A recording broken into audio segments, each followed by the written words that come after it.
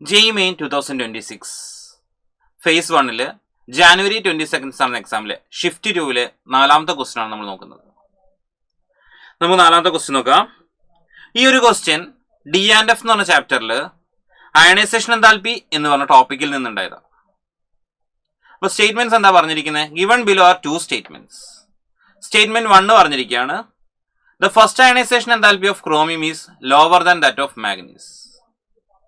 Statement 2 പറഞ്ഞിരിക്കുന്നത് the second and third ionization enthalpy of chromium is higher than that of manganese എന്നാണ്. അപ്പോൾ നമുക്ക് ക്രോമിയത്തിന്റെ configuration നോക്കാം. Chromium എന്ന് പറഞ്ഞാൽ കോൺഫിഗറേഷൻ AR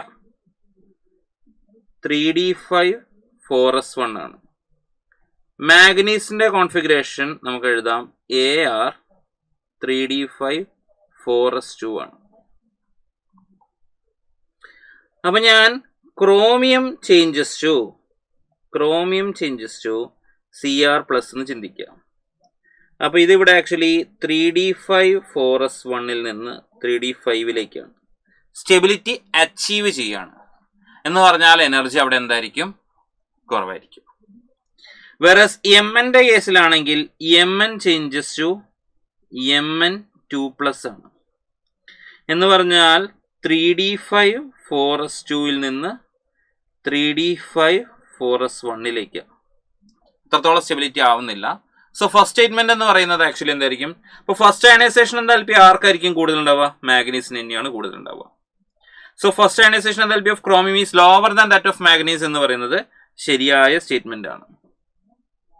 അപ്പോൾ സ്റ്റേറ്റ്മെന്റ് 1ഉം 2ഉം ഫോൾസ് എന്ന ഓപ്ഷൻ നമുക്ക് വെട്ടാം. സ്റ്റേറ്റ്മെന്റ് 1 ട്രൂ, അത് അവിടെ നിൽക്കട്ടെ.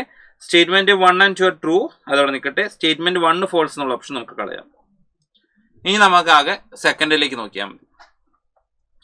ഇനി സെക്കൻഡ് അയണൈസേഷൻ എന്താൽപ്പി നോക്കുമ്പോൾ സ്റ്റേബിൾ ആയിട്ടുള്ള ക്രോമിയത്തിൽ നിന്ന് ഞാൻ ഇവിടുന്ന് ആക്ച്വലി അടുത്തത് ചെയ്യാൻ പോകുന്നത് ക്രോമിയം പ്ലസിൽ നിന്ന് Cr2+ലേക്കാണ്.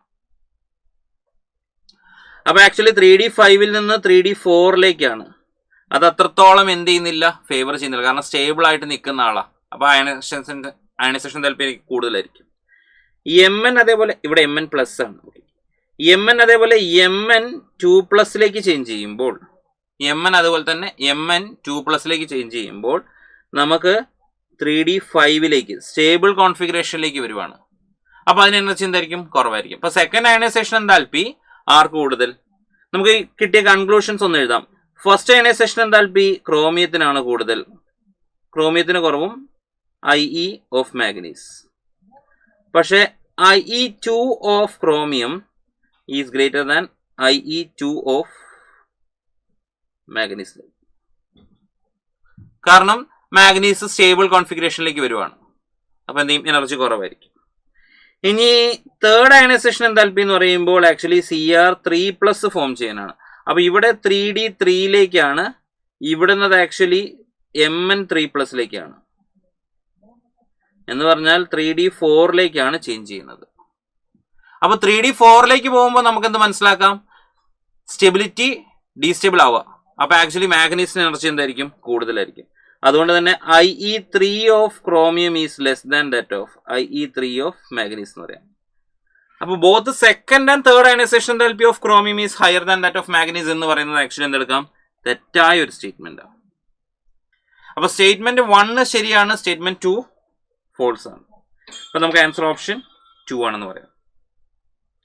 ഇനി നമുക്കിത് NCERT ഒന്ന് നോക്കിക്കഴിഞ്ഞാൽ, NCERT നിങ്ങൾ നോക്കിക്കഴിഞ്ഞാൽ ക്രോമിയത്തിന്റെയും മാഗ്നീസിന്റെയും അയണൈസേഷൻ എന്താൽപ്പിയിലേക്കാണ് നമ്മൾ ഫോക്കസ് ചെയ്യുന്നത്. ക്രോമിയത്തിൻ്റെത് ഫസ്റ്റ് അയണൈസേഷൻ എന്താൽപ്പി മാഗ്നീസിനാണ് കൂടുതൽ, ദാറ്റ് ഈസ് ഫൈൻ.